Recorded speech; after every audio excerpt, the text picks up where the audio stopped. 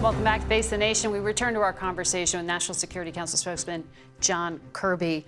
I want to ask you about what has been happening in Syria with these attacks on U.S. forces there. We had this deadly attack on Thursday by these Iran-aligned groups, a U.S. retaliation, and then 3 other known attacks on U.S. positions. President Biden said he would act if U.S. troops were under fire. Is the U.S. going to retaliate? We have acted with U.S. troops under fire. First of all, condolences. Our condolences to the family of the U.S. contractor, U.S. citizen who was killed. That's devastating news that no family wants to ever get, and we certainly grieve with them. And we're obviously hoping for a speedy recovery for those who are still suffering from the wounds. But this was a serious attack by these militant groups, and the president retaliated swiftly and boldly, significantly, to deal with that. You're right. There were some follow-up response. At least three from these militant groups. Not a lot of damage caused, although the one service member was injured. So we're going to see where this goes. But the president in Ottawa made it very clear that we're going to always act to defend our troops and our facilities. And here's what's not going to change, Margaret.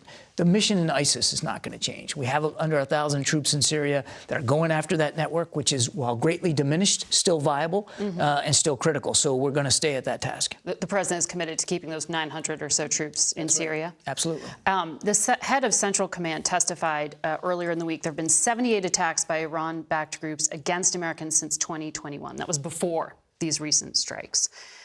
They don't appear to be deterred by these verbal threats or even the retaliation. That's why, again, the president acted so swiftly and boldly here in this particular case. And I certainly am not going to rule out the potential for additional U.S. action if the president deems it appropriate and necessary to continue to protect our troops and our facilities. We're going to keep at that. And that message is sent loud and clear. Now, again, these Iran-backed militant groups, they're going to have decisions that they're going to have to make. They need to know. And we demonstrated it here this week that the United States will always act decisively to protect our people. But to cause American fatality, did this Iranian-backed group know that parts of the radar defense system were not fully operational at the time they carried out that drone attack? We've seen no indication that they had that kind of knowledge. And in the past, on some of these other attacks, I mean, they have used similar capabilities to go after our troops and our facilities there in Syria. So there's no indication that they would have had knowledge of that. Vladimir Putin said yesterday that Russia struck a deal with Belarus to station tactical nuclear weapons on its territories by July 1st. And then by about April 3rd, he says they're transferring ballistic missile systems and beginning training. Is he serious? Is this just more saber rattling? We're just going to have to watch and see where this one goes, Margaret. No movement so far. We have not seen any indication that he's made good on this pledge or moved any nuclear weapons around. We've in fact seen no indication that he has any intention to use nuclear weapons, period, inside Ukraine. Obviously, we would agree that no nuclear war should be fought. No nuclear war could be won. Clearly, that would cross a major threshold. I would also tell you that as we monitor this, and we monitor it every day, you have to, with the rhetoric coming out of Moscow and with rhetoric that's been coming out since the beginning of the war, that we've seen nothing that would cause us to change our own strategic deterrent posture. Why would he do this now? You'd have to ask Mr. Putin. I can't speak to that. I think in some of the Russian media reports, they linked it to claims that the United Kingdom was going to provide depleted uranium rounds. There is no radioactive threat from depleted uranium rounds. They're common on the battlefield. Even Russia uses similar rounds. So if that is, in fact, the justification, it's a stake through a straw man. There's no radioactivity concerns with that. Here in the United States, Taiwan's president is scheduled to begin a visit later this week in New York and then next week out in California. Republican lawmakers will visit with her. Has the White House asked Democrats not to do so? There's been no request by the White House to Democrats not to meet with President Tsai. The members of Congress have every right to manage their agenda and their meeting schedule as they seem fit. I think it's important to remember what this is. This is a transit. They're normal. She's done 6 before. It's a long transit. She's done 6 before. Tension with China's never been this high. We are, and look, we understand that. And the president has said clearly he believes it's important to keep the lines of communication with China open. He wants to have another conversation with President Xi. We'll move in that direction. But these transits are normal, particularly for this particular president. No date for that call with President Xi yet. Thank you so much for joining us here. We'll be right back. We now return to former President Trump's legal problems in that Manhattan case being prosecuted by District Attorney Alvin Bragg. We're joined once again by our Robert Costa, and joining us remotely, our CBS News legal analyst, Ricky Kleiman, along with former New York City Police Commissioner Bill Bratton, who also happens to be Ricky's husband, in full disclosure. They are both in Naples, Florida, and we're so glad that they can join us together because I do want to start on the legal and security aspects of this case. Ricky, last night, the former president told reporters he thinks the case against him has been dropped. We've seen no evidence to back that up. What is reality about what to expect in the coming days from this grand jury? From all of the information that we have, the grand jury is set to meet, as usual, on Monday. The grand jury usually sits Monday, Wednesday, and Thursday. We do not know if they are done with their evidence yet, but when they finish, we assume that Alvin Bragg's office will come to them with a draft indictment, at which point he will put forward the charges that he intends to prosecute. The district attorney or his people are excused from the room. The grand jurors deliberate. It takes a vote of 12 out of 23 grand jurors to return an indictment. It could happen as early as this week. It could happen. Commissioner, the Manhattan District Attorney in the past few days has already received threats. The former president, but besides the rhetoric that he has issued, reposting images of himself with a baseball bat, he's vowed death and destruction. We also had this example of a white powder being sent to the office of the district attorney. Can you just give us a snapshot of the threat level right now? Well, as you might expect, the threats that are being made by the former president, which are unfortunate, law enforcement officials will be responding accordingly in the sense of ramping up security, certainly around the district attorney and others affiliated with this case. The district attorney is normally provided with New York City police protection. That protection has, in fact, been expanded. There is significant protection around that courthouse, in that courthouse, if, in fact, that is the courthouse that is going to be used for an arraignment if there is an indictment. Law enforcement is monitoring social media very closely and will respond, as they always will, with speed and intensity to any threats made against any of the individuals in this case. If there is an indictment, Commissioner, can you walk us through what an arrest of a former president looks like? I mean, this seems unprecedented. Will anyone even be handcuffing him, for example? If there are handcuffs, the president's going to have to bring them himself. I don't imagine that the court officials will require handcuffs be placed on the former president. That's a policy decision. It's thought that the president would like to have that photo, but I don't think the officials in New York are going to provide that opportunity. If there's an indictment or indictments, the president will be required to surrender someplace in Manhattan at one of the courthouses where he would be basically fingerprinted electronically, photographed, and basically given a booking number, if you will, at which time he would then be taken before a judge to be arraigned on the charges contained in the indictment. The way it works is the, if you will, the booking would be supervised by people from Alvin Bragg's office. New York police are there for security purposes. Secret Service would be there every step of the way, as they are required to do to protect the president. So the process is being negotiated as to where and how it will be done. It's an exceptional process, as you might expect, for this particular case, for this particular individual. Exceptional is certainly the word. Ricky, you know, past Manhattan district attorneys have chosen not to move forward with this case. There have been questions about the legal theory that part of it, at least, is based on. If the indictment happens, do we know what the charges would be and what is the likelihood it goes to trial? We do not yet know what the charges will be, but we certainly have a very good idea of what some of them will be. And we have that idea not only because of Michael Cohen speaking outside to the press after he has testified, but we also know that the district attorney's office has spoken with Stormy Daniels. And we also know that from Joe Tacopina, the former president's lawyer, as what they expect, as I say, some of the charges to be, because there may be additional charges. And what the charge that is expected has to do with a hush money payment that was made by Michael Cohen, he says, at the behest of Mr. Trump, in order to buy her silence, in order to have it not come out on the eve of the 2016 election. The difficulties with this case, and no one would say this case is easy, is that you take misdemeanor charges for falsifying business records because the payments back to Michael Cohen are written off as legal fees against a retainer. You take those as falsifying business records, you couple them with a federal election violation in order to up the misdemeanor to a felony. That's a unique theory. It is novel. It has not been tested before. But Alvin Bragg certainly feels that it will pass muster under the law. Ultimately, will the case go to trial? I believe so, if there is an indictment.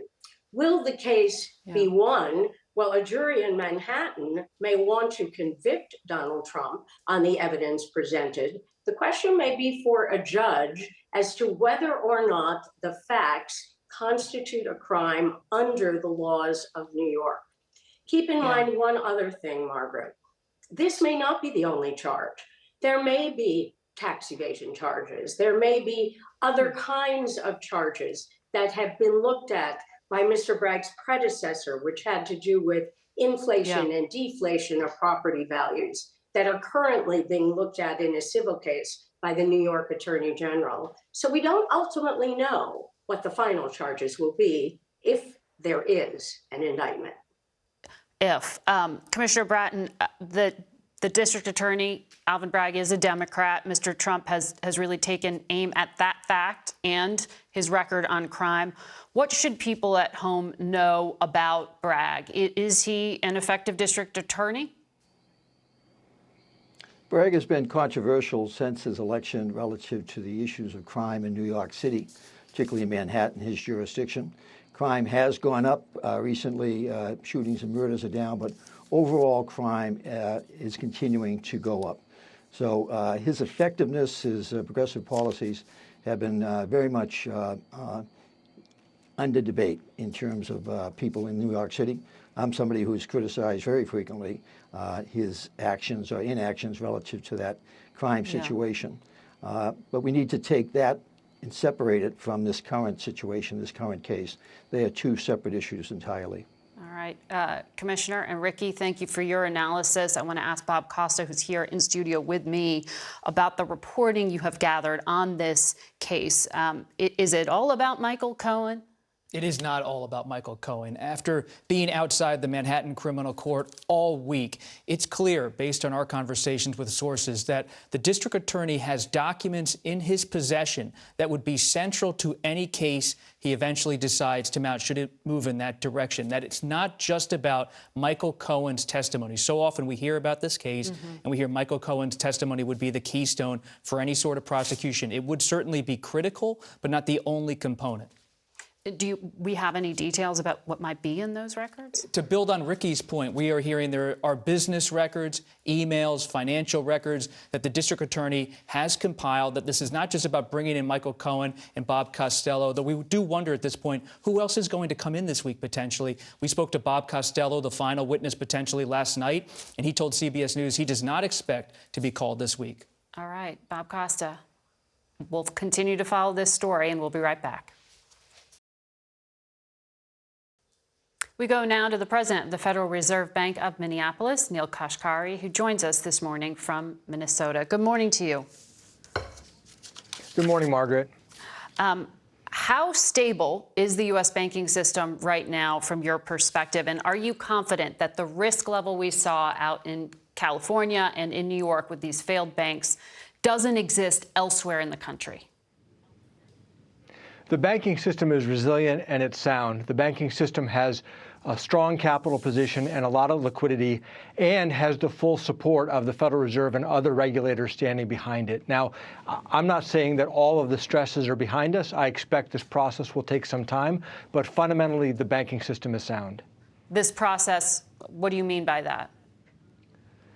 Well, when tensions flare up in the banking system and stresses emerge, we often hope that they will be resolved very, very quickly. Sometimes it takes longer for all the stresses to work their way out of the system. So we know that there are other banks that have some exposure to long-dated Treasury bonds, who have some duration risk, as they call it, on their books. We also know that commercial real estate, there are a lot of commercial real estate assets in the banking sector, and there are some losses that will probably work its way through the banking sector. So that process will take time to fully become clear. But fundamentally, the banking system has a lot of capital to be able to withstand those pressures.